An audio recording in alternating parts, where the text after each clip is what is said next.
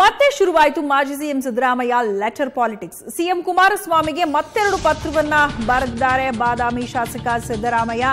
ಮತ್ತೆ ಈ ಮುಖಾಂತರ ಶುರುವಾಗಿದೆ ಮಾಜಿ ಸಿಎಂ ಸಿದ್ದರಾಮಯ್ಯ ಅವರ ಲೆಟರ್ ಪಾಲಿಟಿಕ್ಸ್.